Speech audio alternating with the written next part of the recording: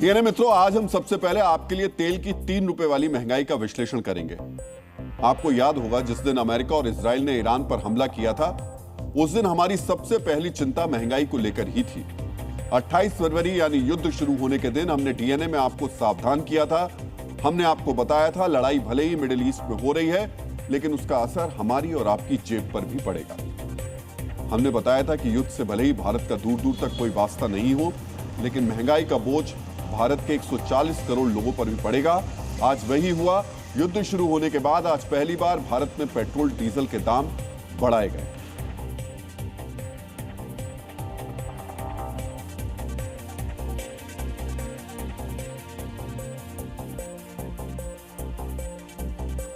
आज से पेट्रोल और डीजल 3-3 रुपए प्रति लीटर महंगा हो गया। दिल्ली में अब पेट्रोल करीब 98 रुपए प्रति लीटर मिलेगा, जबकि डीजल का दाम लगभग 91 रुपए हो गया है। हालांकि स्थानीय कर ज्यादा होने की वजह से हैदराबाद में पेट्रोल का दाम 111 रुपए के करीब है, जबकि डीजल का दाम 99 रुपए प्रति लीटर के करीब है। मित्रों, 4 साल के बाद पेट्रोल डीजल का दाम बढ़ाया गया। इससे पहले 2024 में पेट्रोल डीजल की कीमत में 2 रुपए की बढ़ोतरी की गई थी। उसके बाद से भारत में पेट्रोल डीजल का भाव लगातार स्थिर था। जो कटौती की गई थी वो ईरान पर हमले के दौरान भी रेट में कोई बदलाव नहीं किया गया था। पेट्रोल डीजल का दाम पूरे देश में बढ़ा है। वहीं दिल्ली एनसीआर में सीएनजी की कीमत में भी बढ़ोतरी की गई। दिल्ली एनसीआर में सीएनजी की सप्लाई करने वाली कंपनी इंद्रप्रस्थ गैस लिमिटेड ने सीएनजी की कीमत 2 रुपए प्रति किलो बढ़ाई। अब दिल्ली में सीएनजी का दाम बढ़कर 79 रुपए के आसपास हो गया है, जबकि कल मुंबई में भी महानगर गैस लिमिटेड ने सीएनजी के दाम में 2 रुपए का इजाफा किया था। इस तरह हमारे देश में 95% से ज्यादा गाड़ियां जिन ईंधन पर चलती हैं, उनके दाम आज से बढ़ चुके हैं। मित्रों, दाम बढ़ने के बाद बस, टैक्सी, ऑटो, कार और 2 व्हीलर से आपका चलना महंगा हो जाएगा। अगर आप दफ्तर जाएं, बाजार जाएं या किसी रिश्तेदार से मिलने जाएं, ईंधन पर आपको अब ज्यादा खर्च करना होगा। लेकिन इसका प्रभाव यहीं तक सीमित नहीं होगा। ईंधन के दाम बढ़ने का असर आपकी जेब और किचन पर भी पड़ता है। डीजल महंगा होने से ट्रक और टेम्पो का किराया बढ़ेगा। इससे फल, सब्जियां और राशन के दाम महंगे हो जाएंगे। ट्रैक्टर और पंपिंग सेट चलाने के लिए किसानों को ज्यादा खर्च करना होगा। इससे अनाज की लागत बढ़ेगी, यानी अनाज से लेकर फल, सब्जी तक सभी के दाम बढ़ेंगे। पब्लिक ट्रांसपोर्ट और स्कूल बसों के किराए में भी बढ़ोतरी होगी। मित्रों, आज आपको यह भी जानना चाहिए कि पेट्रोल डीजल का दाम बढ़ने से आपके घरेलू बजट पर क्या असर होगा। पेट्रोल डीजल के इस्तेमाल, ट्रांसपोर्ट पर सीधे खर्च और तेल की महंगाई के अप्रत्यक्ष असर के हिसाब से डीएनए की शोधशाला से हम आपके लिए कुछ आंकड़े लेकर आए हैं। पेट्रोल डीजल का दाम 1 रुपए प्रति लीटर बढ़ने पर एक भारतीय का खर्च साल में 84 रुपए बढ़ जाता है, अगर 1 रुपया बढ़ता है तो। और बढ़ोतरी 3 रुपए की हुई है। इस तरह एक व्यक्ति का खर्च 252 रुपए बढ़ जाएगा। और अगर आपका परिवार 4 लोगों का है तो आपका बजट साल में 1008 रुपए बढ़ जाएगा। हर व्यक्ति का 252 रुपए का जो खर्च बढ़ता है, उसमें 173 रुपए का सीधा असर है, जबकि 79 रुपए का परोक्ष प्रभाव है।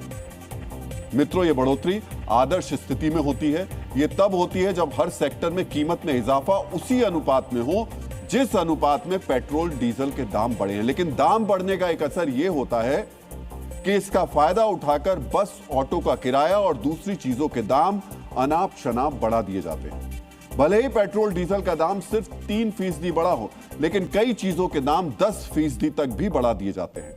ऐसी स्थिति में हर परिवार पर बोझ 1000 रुपए से काफी ज्यादा पड़ेगा।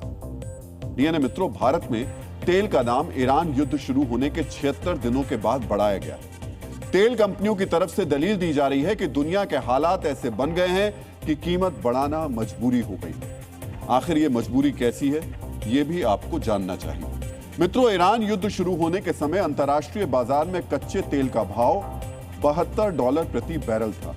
आज कच्चे तेल का भाव $108 प्रति बैरल के पार है, यानी ग्लोबल मार्केट में तेल 50% महंगा हो गया। बीच में इसका भाव $120 के पार भी जा चुका है। यानी अंतर्राष्ट्रीय बाजार में जहां तेल की कीमत 50% बढ़ी है, वहीं भारत में तेल के दाम 3% बढ़ाए गए।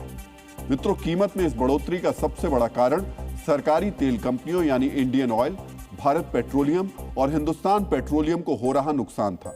सरकार के मुताबिक दाम में बढ़ोतरी से पहले हर लीटर पेट्रोल पर तेल कंपनियों को 14 रुपए का घाटा उठाना पड़ रहा था, जबकि डीजल पर यह नुकसान 42 रुपए प्रति लीटर था।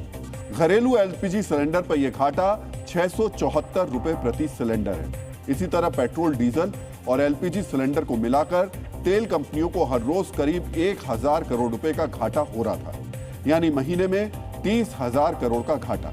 इस तरह 3 महीने में तेल कंपनियों का घाटा करीब 1 लाख करोड़ रुपए का है। सरकार ने तेल कंपनियों को राहत देने के लिए मार्च के अंत में स्पेशल एक्साइज ड्यूटी में 10-10 रुपए की कटौती की थी। पेट्रोल पर ड्यूटी 13 रुपए प्रति लीटर से घटाकर 3 रुपए, जबकि डीजल पर 10 से 0 कर दी गई थी। यानी सरकार ने अपना राजस्व कम करके तेल कंपनियों को राहत पहुंचाई थी, लेकिन युद्ध लंबा खिंचने की वजह से यह फैसला भी घाटे की भरपाई के लिए नाकाफी साबित हुआ।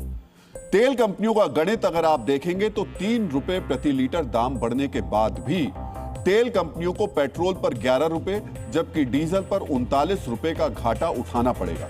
यानी उनके घाटे का एक छोटा सा हिस्सा ही पूरा हो पाएगा।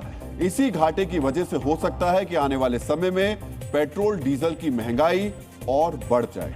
मित्रों, भारत में आम लोगों पर पेट्रोल डीजल की महंगाई का बोझ युद्ध शुरू होने के 76 दिन बाद डाला गया, लेकिन दुनिया के लगभग 100 देशों में दाम पहले ही बढ़ चुके हैं। कुछ देश तो ऐसे भी हैं जिन्होंने दाम कई बार बढ़ाए। आज आपको यह भी देखना चाहिए कि दुनिया में कहां-कहां तेल की कीमतों में बढ़ोतरी हुई है। जर्मनी में पेट्रोल 15% महंगा हुआ है, जबकि फ्रांस में 18%। ब्रिटेन में युद्ध शुरू होने के बाद पेट्रोल 19% महंगा हुआ है और चीन में तो दाम 22% बढ़ गए। अब तक आप सुनते होंगे कि ईरान युद्ध से चीन पर ज्यादा असर नहीं पड़ा, तब भी तेल के दाम चीन में 22% बढ़ गए और चीन के मुकाबले भारत में तेल की कीमत 3% बढ़ी है। युद्ध शुरू करने वाले देश अमेरिका में पेट्रोल 45% तक महंगा हो गया है। पड़ोसी देशों की बात करें तो पाकिस्तान में कीमत 50% बढ़ी है, जबकि बांग्लादेश में 16%, श्रीलंका में 38%, तो नेपाल में पेट्रोल का दाम 35% बढ़ा है। यूएई तो तेल के बड़े उत्पादक देशों में से एक है, लेकिन वहां भी डीजल 85% महंगा हो गया है। मलेशिया में पेट्रोल की कीमत में 56% का उछाल आया है, जबकि कंबोडिया में 68%। म्यांमार में तो पेट्रोल 90% महंगा हो गया है। आज आपको यह भी जानना चाहिए कि अगर दुनिया के दूसरे देशों की तरह भारत में भी दाम बढ़े होते तो यहां पेट्रोल का दाम क्या होता। चूंकि भारत के हर राज्य में अलग अलग कीमत है, इसलिए हमने दिल्ली की कीमत का इस्तेमाल किया है, जहां 3% बढ़ोतरी के बाद दाम अब 98 रुपए प्रति लीटर के आसपास हो गया है। अगर चीन की तरह यानी 22% कीमत बढ़ोतरी होती तो दिल्ली में दाम 116 रुपए प्रति लीटर होता। अगर अमेरिका की तरह यानी 45% बढ़ता तो दिल्ली में दाम 137 रुपए प्रति लीटर होता। यूके की तरह यानी 19% बढ़ता तो दिल्ली में दाम 113 रुपए प्रति लीटर होता। मित्रों, अलग अलग देशों के इन आंकड़ों को बताने के पीछे हमारा मकसद ये है कि दुनिया के ज्यादातर देश कच्चे तेल की महंगाई से जूझ रहे हैं। चाहे जर्मनी, फ्रांस और अमेरिका जैसे विकसित देश ही क्यों ना हो, वहां के लोगों को भी महंगाई का सामना करना पड़ रहा है। यूएई जैसे तेल उत्पादक देशों को भी इस संकट का सामना करना पड़ रहा है। उस अनुपात में हमारे देश में कीमत ज्यादा नहीं बढ़ी है। हम चाहते हैं आगे दाम नहीं बढ़े, हॉर्मुज के संकट का जल्द से जल्द समाधान हो। ईरान और अमेरिका की लड़ाई में बाकी दुनिया के लोग नहीं पिसे, लेकिन मौजूदा हालात को देखते हुए यह कहना थोड़ा मुश्किल है। अगर युद्ध खत्म हो भी जाता है तो सप्लाई सामान्य होने में कई महीने लग जाएंगे। तेल कंपनियों को घाटा बढ़ता ही रहेगा। यही वजह है कि इस बात की आशंका बनी हुई है कि आगे भी कीमतों में बढ़ोतरी हो सकती है। ऐसे में महंगाई से बचने के लिए सबसे बड़ा तरीका यही है कि हर व्यक्ति ये सुनिश्चित करे कि पेट्रोल डीजल की खपत कम से कम हो। प्रधानमंत्री की अपील पर गौर करते हुए देश भर में इसकी शुरुआत भी हुई है, लेकिन ये सिर्फ सांकेतिक नहीं होना चाहिए। इसमें आम लोगों की भागीदारी भी हो। कंपनियों और सरकारों को भी सुनिश्चित करना होगा कि जो काम घर से हो सकता है उसके लिए दफ्तर नहीं बुलाया जाए, तेल की बर्बादी रोकी जाए। मित्रों, चीन के दार्शनिक लाओ त्सु ने कहा है कि हजारों मील की यात्रा एक छोटे से कदम से शुरू होती है। तेल के कदम में भी हम इस बड़ी यात्रा की शुरुआत छोटी सी बचत के साथ कर सकते हैं। हालांकि पेट्रोल डीजल की कीमत में बढ़ोतरी के बीच आज महाराष्ट्र से एक अच्छी खबर भी आई। वहां की सरकार ने हवाई ईंधन पर वैट में कटौती का ऐलान किया। अब महाराष्ट्र में हवाई ईंधन पर वैट 18% की जगह 7% देना पड़ेगा। इससे महाराष्ट्र के हवाई यात्रियों को थोड़ी राहत मिलेगी।